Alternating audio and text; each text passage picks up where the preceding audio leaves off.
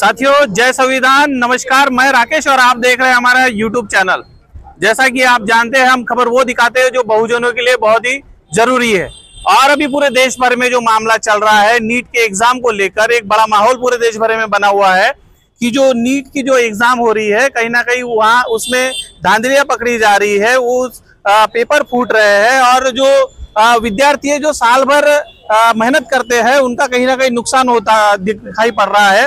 तो इसी मुद्दे को लेकर आज बहुजन मुक्ति पार्टी जो है यहाँ पर मैं संविधान चौक पर, और सिर्फ संविधान चौक पर ही नहीं तो देश भर के 550 जिलों में आंदोलन करती हुई नजर आ रही है। और यहाँ पर में बहुत सारे युवा और बहुजन मुक्ति पार्टी के कार्यकर्ता पदाधिकारी यहाँ मौजूद है। जानते हैं क्या मुद्दा लेकर वो यहाँ पर मैं आंदोलन कर रहे हैं। सर, सबसे पहले आपका परिचय बताइए। मेरा नाम विक्की बेलखोड़े, मैं बहुजन मुक्ति पार्टी पूर्व विदर्भ प्रभारी। सर, नीट का मुद्दा जो है आज देशव्यापी मुद्दा है और आप क्या अपनी मांगे रखना चाहते हैं? हम यही मांग रखना चाहते हैं, हम यही मांग के लिए आंदोलन कर रहे हैं कि नीट में जो गड़बड़ी के माध्यम से जो रिजल्ट आया है, इस रिजल्ट में काफ़ी बड़ा भेदभाव विद्यार्थियों के साथ में किया गया। तो इस माध्यम से यह जो नीट के एग्ज़ाम का जो रिज़ल्ट 4 जून 2024 को लगाया गया, तो हमारी मांग है कि यह रिज़ल्ट को, इस एग्ज़ाम को बर्खास्त किया जाए और पुनः एग्ज़ाम की जाए। वह एग्ज़ाम होने के बाद में जिस प्रकार से पूर्व तौर पर एग्ज़ाम होती थी मेडिकल डिपार्टमेंट की, वह लागू हो।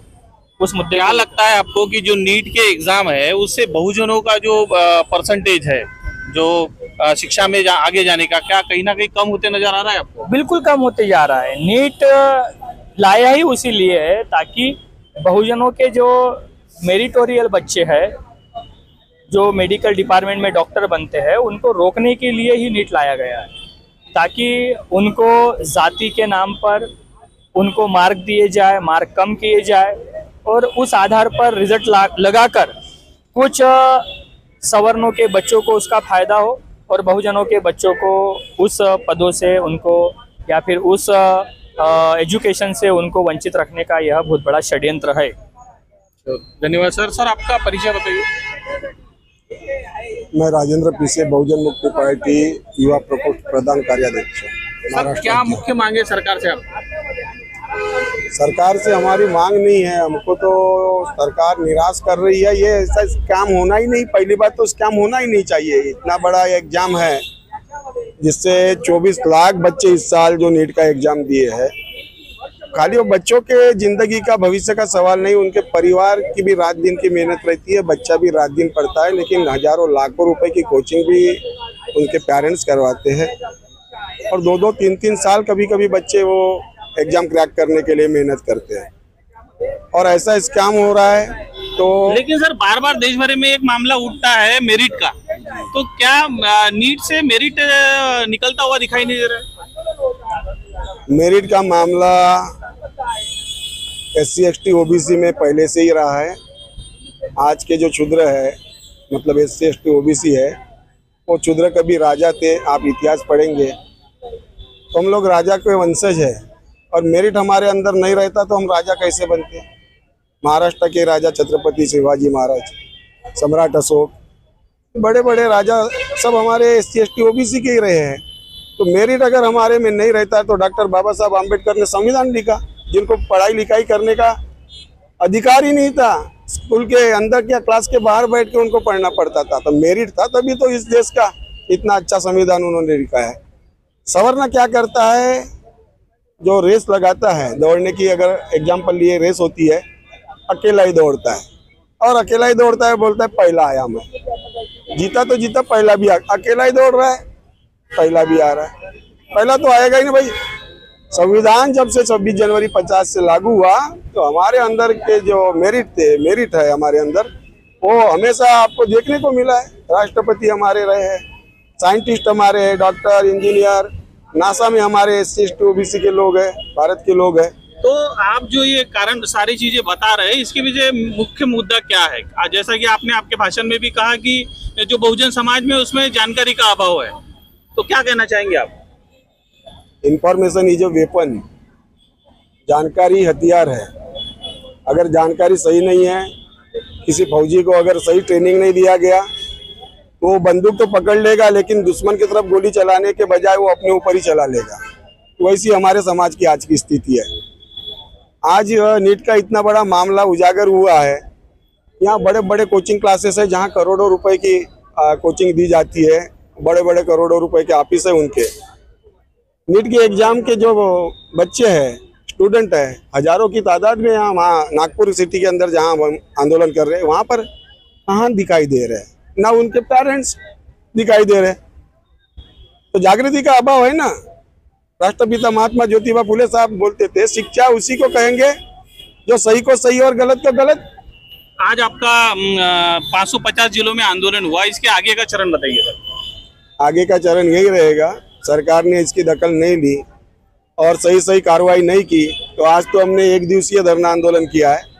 आने वाले दिनों में हम चरणबद्ध आंदोलन करेंगे, धरना आंदोलन करेंगे, रास्ते का आंदोलन करेंगे। हो सके तो इसके लिए भारत बंद का भी हम लोग आंदोलन करेंगे, क्योंकि ये मुद्दा हमारे SC ST OBC के बहुजन मूल निवासी समाज के जिंदगी का मुद्दा है, उनके भविष्य का मुद्दा है। बड़ा आंदोलन होगा, रास्ते का आंदोलन होगा। सरकार को हम लोग ऐसा ही नहीं छोड़ेंगे। पहले बताया, हम राजनीति करने नहीं, राजनीति बदलने आए हैं। हमको राजनीति करने का कोई शौक है नहीं, लेकिन इस भारत, ये देश हमारा है, ये देश के लोग हमारे हैं। इस देश में व्यवस्था अच्छी होनी चाहिए, सबके हित की होनी चाहिए, बहुजन हिताय बहुजन सुखाय की होनी चाहिए। इसी सिद्धांत पे बहुजन मुक्ति पार्टी काम करती है। तो धन्यवाद सर आपका। तो देखा आपने कि हम राजनीति करने नहीं, राजनीति बदलने आए हैं, व्यवस्था परिवर्तन करने के लिए आए हैं, ऐसा बहुजन मुक्ति पार्टी के पदाधिकारियों का कहना है। कुछ महिलाओं से भी हम बात करेंगे। तो कुछ महिलाएं भी यहाँ पर में उपस्थित है, जानते हैं क्या कहना है उनका। आपका परिचय बताइए मैडम। माझं नाव हेमलता पाटील आहे। मी बहुजन मुक्ती पार्टीची महासचिव आहे। हिंदी में। मैं हेमलता पाटिल बहुजन मुक्ति पार्टी की महाराष्ट्र प्रदेश महासचिव। क्या मुख्य मांगे रही है आज आपकी, आपने जो धरना आंदोलन किया?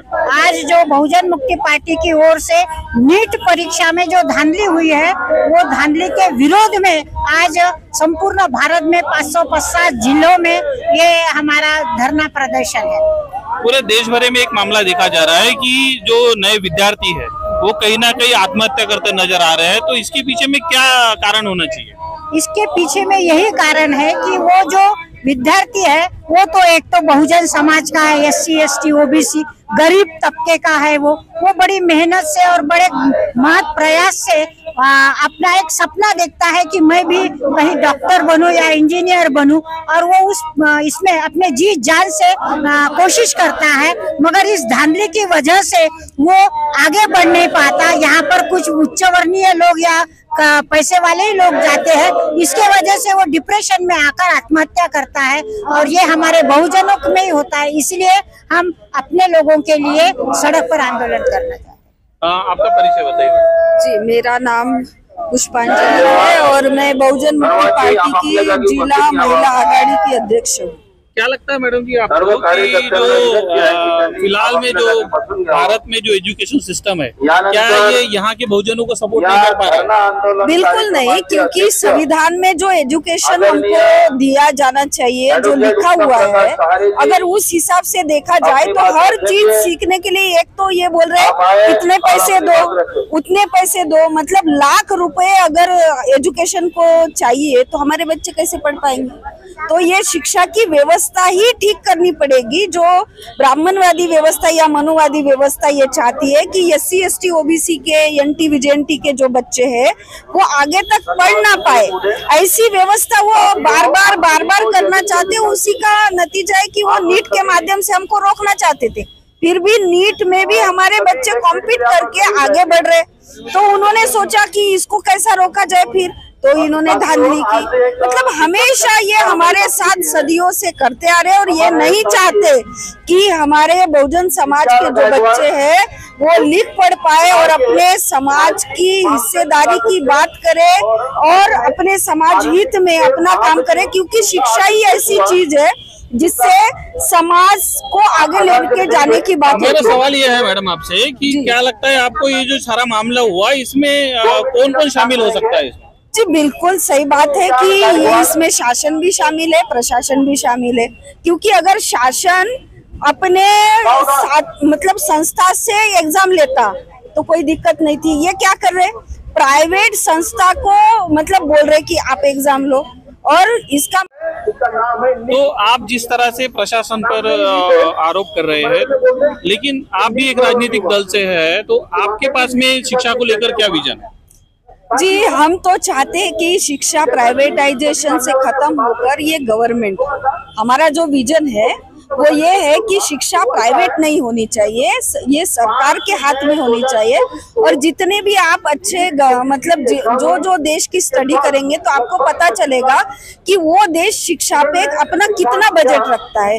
क्यों सरकार के नियंत्रण में शिक्षा रखता है? क्योंकि उनको मालूम है शिक्षा से ही देश की तरक्की होती है। तो हमारी पार्टी बहुजन मुक्ति पार्टी भी यही चाहती है कि शिक्षा जो है वो सरकार के हाथ में रहे, और हर एक को मतलब गरीब से गरीब रिक्शा चलाने वाले से लेकर अगर भिखारी भी है तो उस तक भी वो शिक्षा पहुंचे। तो इसलिए बहुजन मुक्ति पार्टी का पहले से जो एजेंडा रहा है अभी भी है, और जब तक ये कंप्लीट नहीं होता बहुजन मुक्ति पार्टी इस मुद्दे को कभी अपने प्रोटोकॉल से हटाएगी नहीं।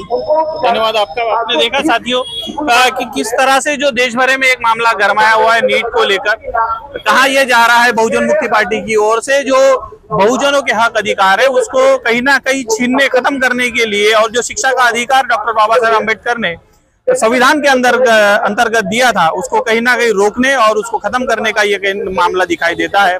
और जो शिक्षा है वो प्राइवेटाइज ना होते हुए सरकारी तंत्र के द्वारा दी जानी चाहिए, ताकि इस देश का जो भविष्य है कहीं ना कहीं उज्जवल और विकसित होके बाहर आ सके। तो मैं राकेश कैमरामैन सचिन के साथ नागपुर, धन्यवाद।